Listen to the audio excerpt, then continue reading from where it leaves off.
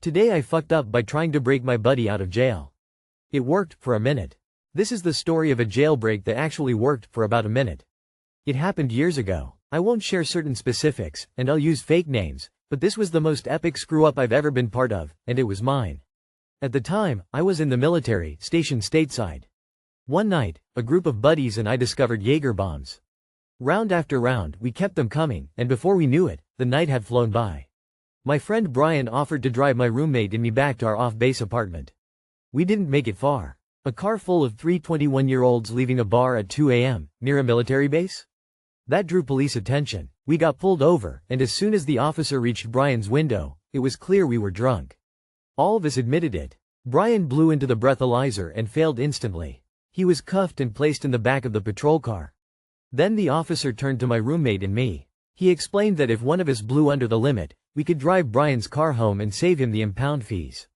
We both tried. We both failed. Here's where it gets weird. The officer left us with Brian's car and the keys. Then he drove off with Brian to book him into the local jail.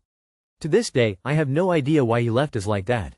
About 20 minutes later, my roommate and I had what seemed like a brilliant idea.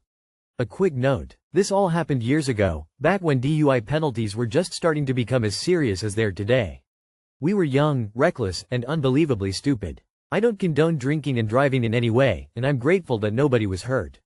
Now back to the bad ideas. Both my roommate and I were military police officers. We felt guilty for letting Brian drive us, and now he was in trouble. So with zero judgment, we decided to drive Brian's car back to our apartment ourselves. It wasn't far, but that doesn't excuse the stupidity. And then, somewhere between leaving the bar and arriving home, we came up with the ultimate plan. We were going to break Brian out of jail. The master plan. Here's how it went down, step by step. Return Brian's car to our apartment. Brush our teeth, pop and gum. Shave and get into our military police uniforms.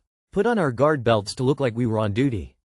Call my precinct's dispatch and ask them not to contact the jail Brian was at.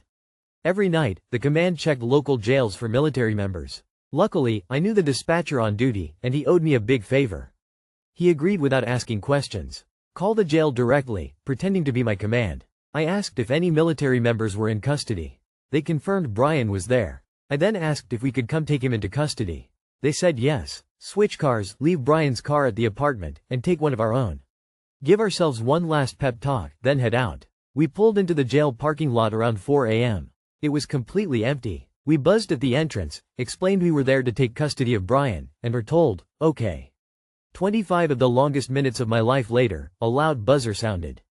The heavy metal door slid open, and there stood two corrections officers and Brian in handcuffs. The look on his face was priceless, jaw dropped, pale as a ghost. I told the officers I'd put my own cuffs on him so they could take theirs back. I even gave him a pat down before swapping them out.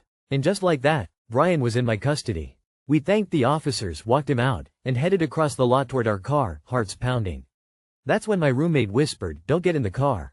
Don't get in the car." I turned around to see the arresting officer standing behind us. He looked us dead in the eye and asked, "Aren't you two the passengers from the vehicle I pulled over tonight?" Busted. Our luck had run out. The lot had been empty when we arrived, but while we were inside waiting, the arresting officer had pulled in and was sitting in his patrol car doing paperwork. He watched us walk Brian out of jail like it was nothing. You can guess what happened next. We all went to jail. By 8 a.m., our command came to get us. Back at base, I was told to go home, pack my things, and be ready because this wasn't going to end well. The next day, I returned and didn't leave base for 45 days until we deployed again. The fallout. I was punished to the fullest extent of the Uniform Code of Military Justice. I disappointed a lot of people, and I carried that shame. But at the same time, I was infamous. Word spread fast. Everyone knew about the failed jailbreak, and for better or worse, it made us celebrities. People said we embodied loyalty. You had to admire the audacity, even if the execution was insane.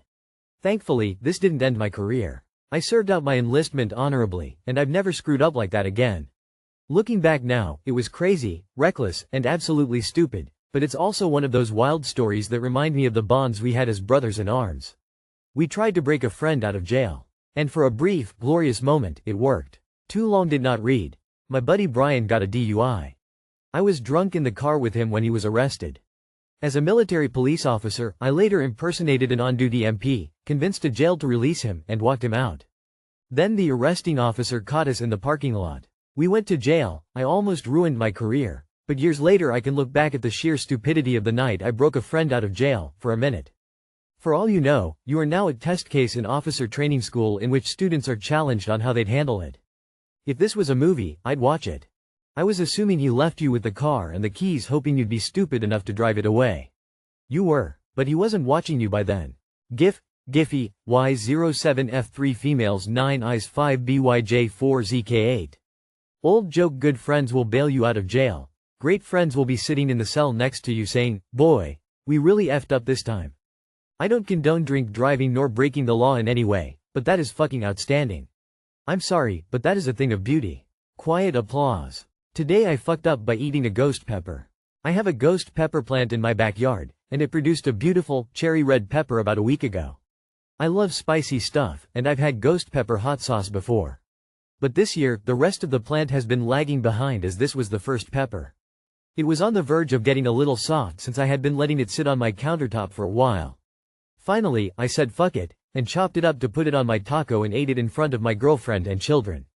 Do not do this thing. I immediately began crying and breathing hard for the next 15 minutes while my children were freaking out and my girlfriend was laughing at me and keeping them calm. I ate some ice cream and drank some milk while the pain subsided. But the worst part was coming several hours later. I am now in my bed entirely unable to sleep because I have a fireball in my guts. Several trips to the bathroom later, and the main part with the pepper still isn't out yet. Too long did not read. Ate a ghost pepper, painful at first, more painful later. Can't sleep due to ball of pain in my guts. Ghost peppers have a quick learning curve. Oh dude, another to learn the hard way. Boot Jalakia are not to be taken lightly. You gotta build up your chili tolerance up. For clarification, did you use the whole chili on just one taco? Bro, you basically played Russian roulette. Stomach skull. Respect the courage, but toilet bow to hate you forever.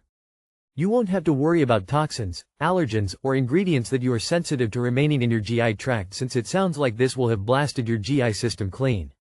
Ghost pepper hot sauce is almost always diluted junk. Having a fresh hot pepper is always going to be hotter than hot sauce unless the sauce is a concentrated extract of that pepper. Edit. I think it's Wendy's that has ghost pepper sauce in those little plastic containers. They don't deserve to use the ghost pepper name and legacy with something so mild that the general public can use it without warning labels. Tabasco is a lot hotter than their ghost pepper sauce. You best go put some toilet roll in the fridge, there's more pain to come.